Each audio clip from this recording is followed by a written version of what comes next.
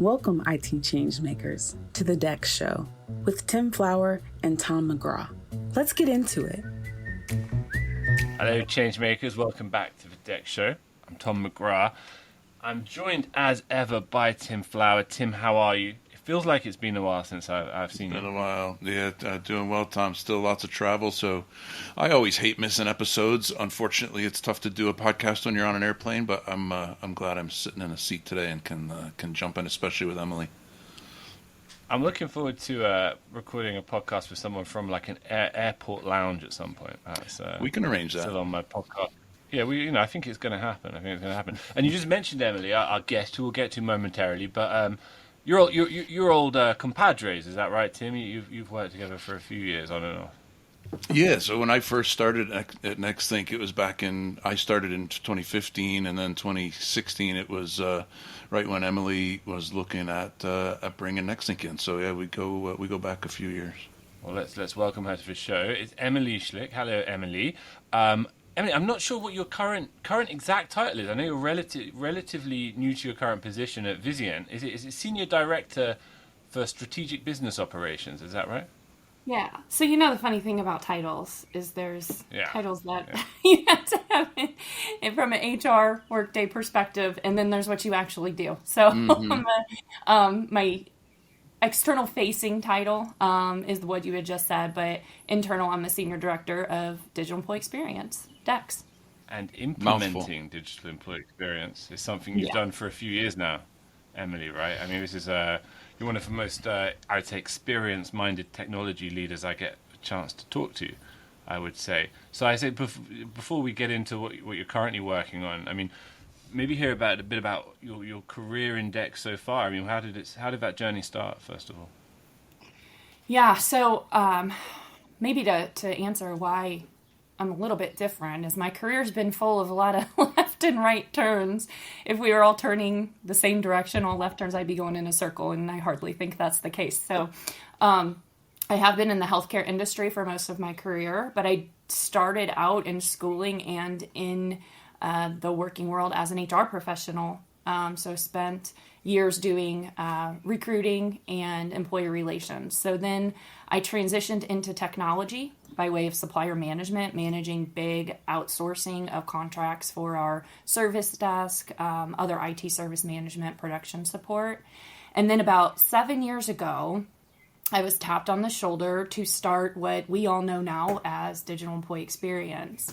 And so it really started as a conversation when I went out to lunch with a trusted sponsor of mine within the organization, talking about the next steps in my career.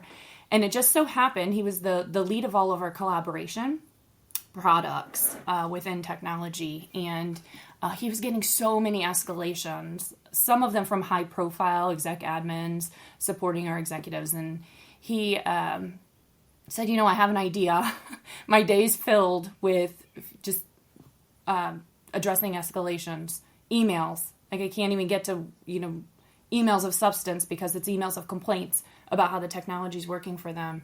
And I really think you could come in and help get a handle on themes or metrics or just some type of information that we could pull this together that we could use to improve it and get it out of my email, right? Very much. And he's like, I'm not going to do this if you're not willing, but I know you can do it. And it was another one of those right or left terms, which other at the time, and a risk to come over and say, yeah, let's do it. And so I started on his team about 7 years ago and began our very first Digital Employee Experience office. At that time, we called it EUE, or End User Experience, and started helping them put some data behind that. And your key metric then was the thickness of his inbox. It had to be. Yes, very much. Had less to be emails. Decreased. Less emails for him. It's a crude but I think meaningful metric right there. And I mean, from that first implementation, Emily, I mean, maybe in terms of whether it could convey similar advice to somebody beginning their journey now, was it still a relevant experience, that first implementation, or have things changed so much since that it almost is ancient history? What's your view? No, I don't think it's changed a lot. I think it's been elevated. And we most definitely are seeing the connections to overall employee experience and digital employee experience more than we ever have before. But I think some of the lessons I learned, and now as I'm challenged and I'm blessed to get the opportunity to implement it at a new organization, or new at an existing organization again that I haven't been a part of. It's a lot of the same things I've seen before. So some of the lessons learned. So there's 3 that come to mind, and the big one is gonna sound kind of like a shocker, or maybe not, and it's still true today. But technology isn't always the cause of technology problems. So sometimes it's in the processes or lack thereof that we're using to roll new technology out or to update existing technology, or even your technology teams being in silos and not talking and communicating to each other.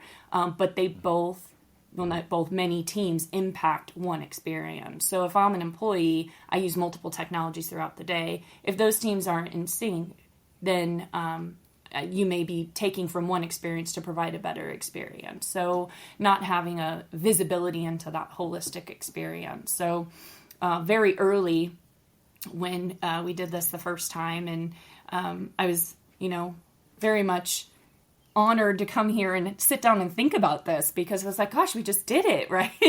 Many times we take a pause and talk about what do we do. But very early we established what we called a content strategy team.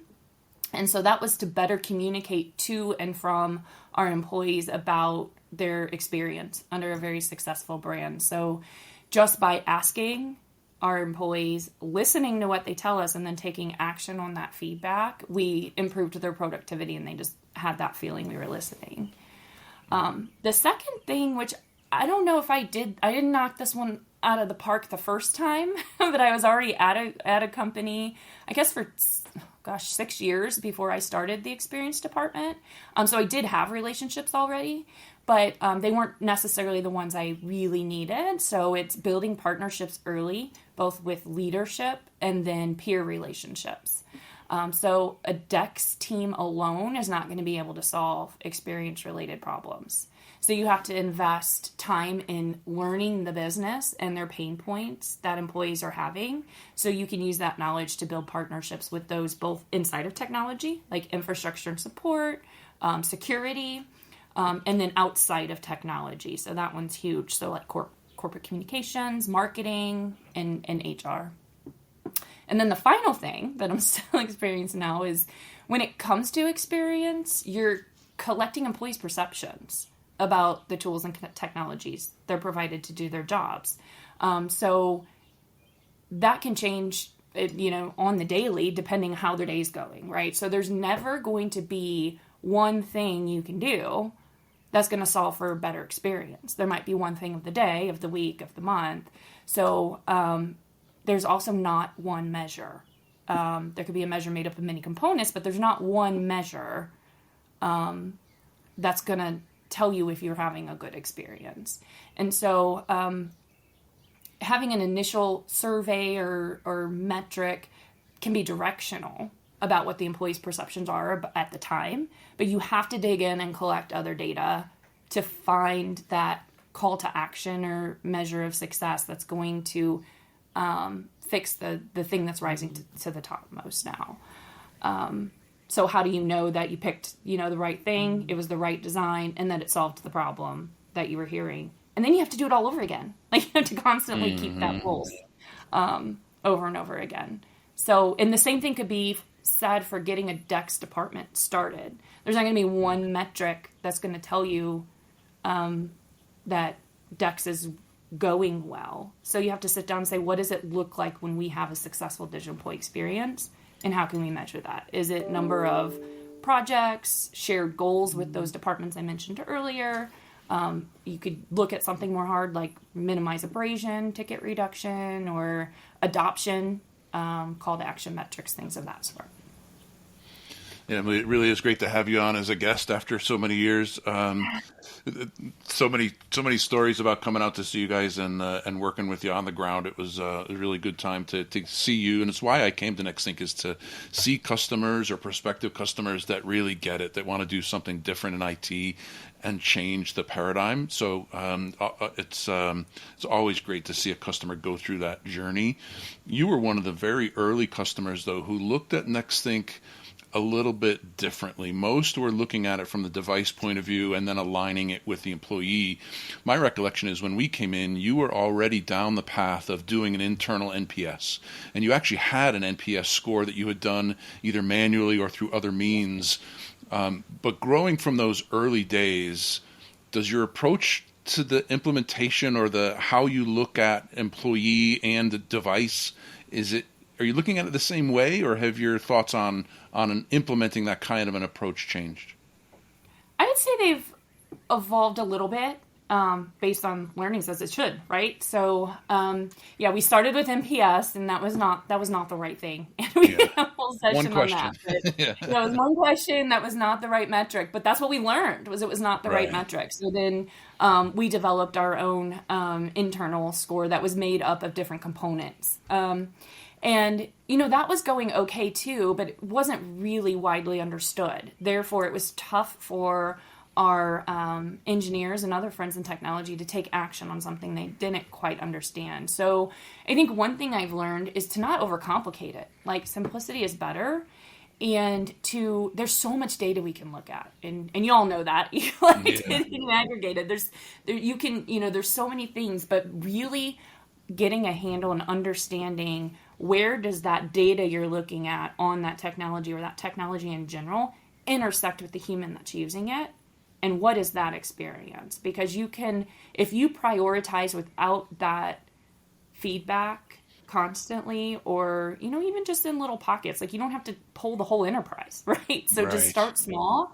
But if you don't understand, if I see this action happening through my data, whether it's ticket trends, application crashes, whatever you're seeing, I'm going to go after that because that's what the technology's telling me. But the colleague doesn't care, or they're not even feeling it.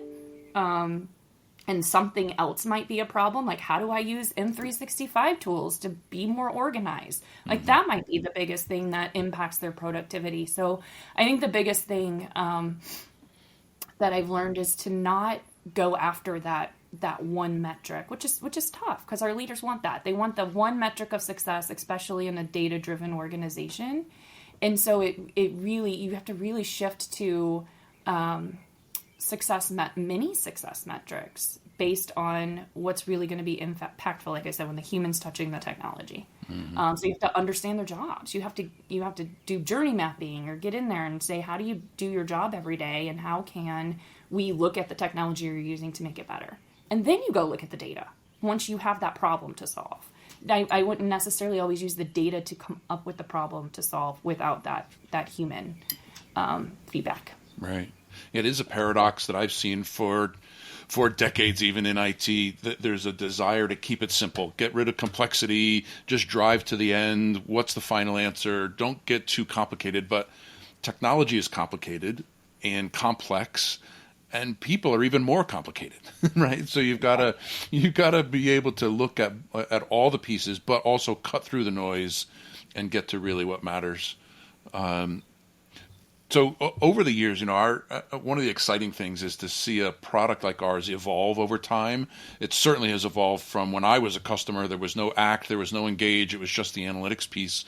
But what stands out to you, maybe not specifically to our product, but in DEX in general, how has the evolution of capability really impacted your ability to take action? What are the areas that inspire you the most and point to the future in terms of evolution of capabilities?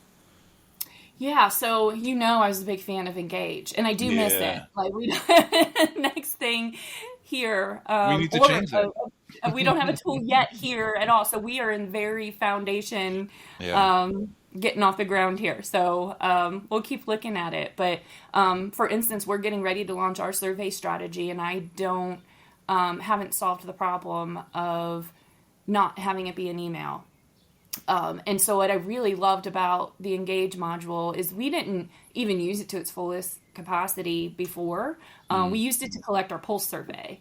And I really liked that the colleague didn't have to go to an application in order for that to launch. They just had to simply log in for the day.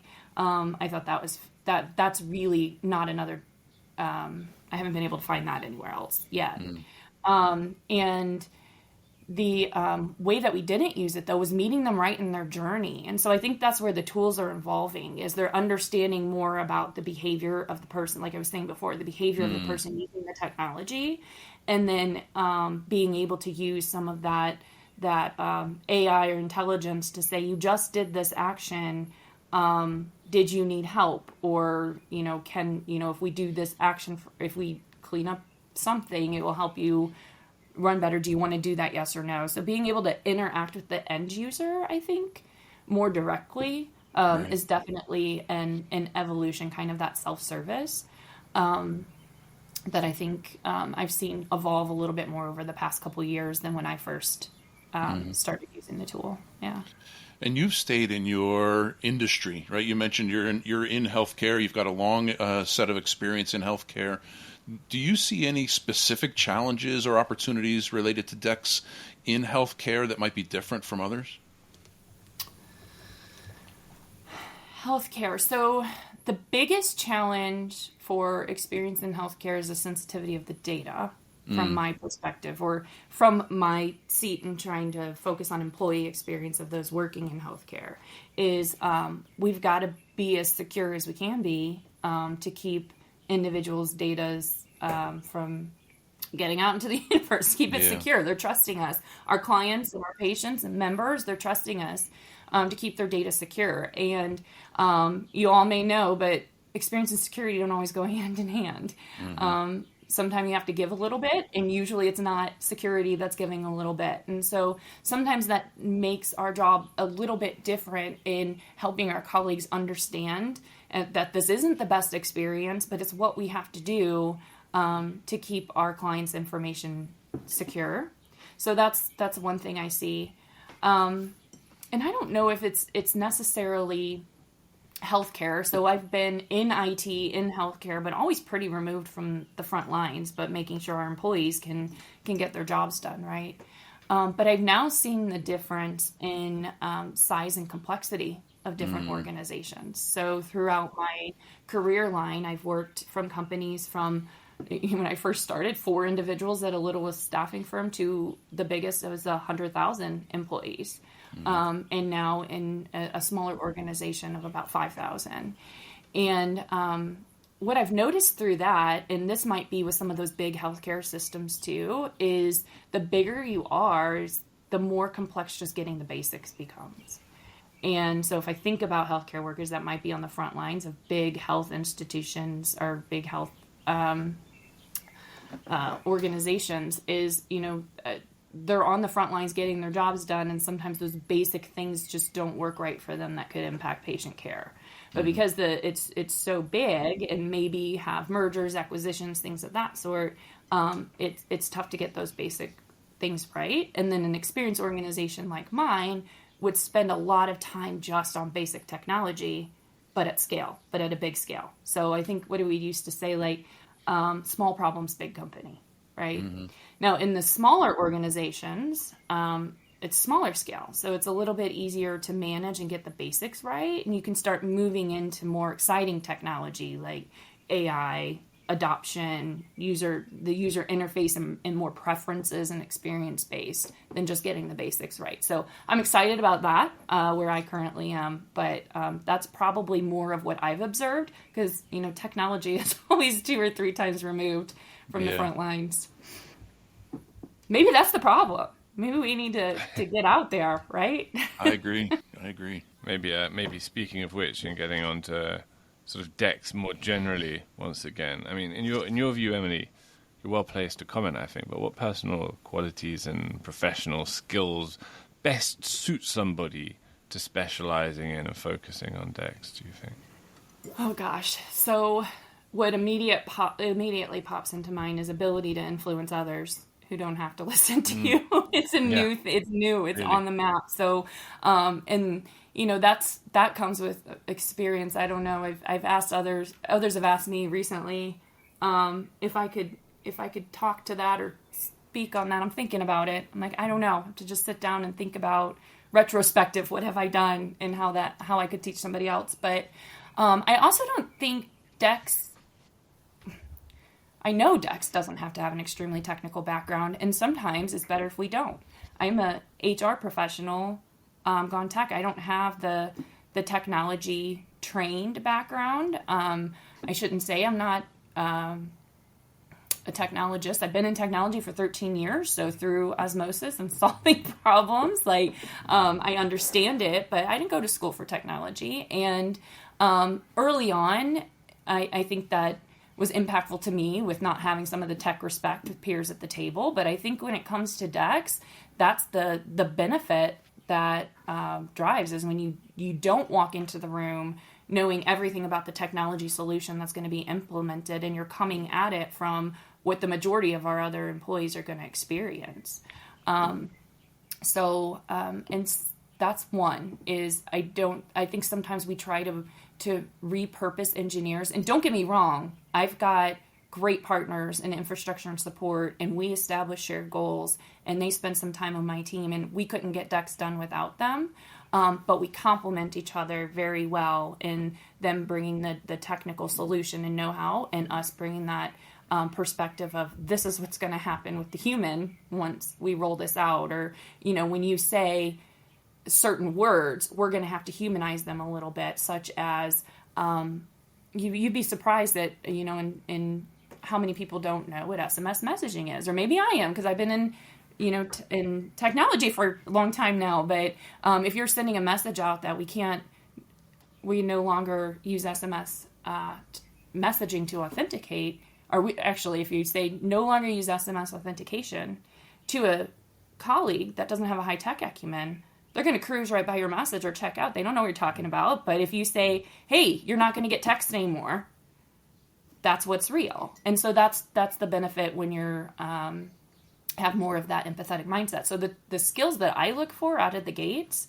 and some of the best employees I've hired actually have psychology, marketing, and some type of human behaviors or human-centered design backgrounds. So they always have that mindset of we're starting with the employee, and we're working back, we're understanding the way they work, and we're working backwards to the technology and leveraging those relationships we've built that I've talked about earlier to help improve those experiences. It's a tough mix to find, right? A lot of people got into hard. tech because they didn't want to deal with people, right? Right.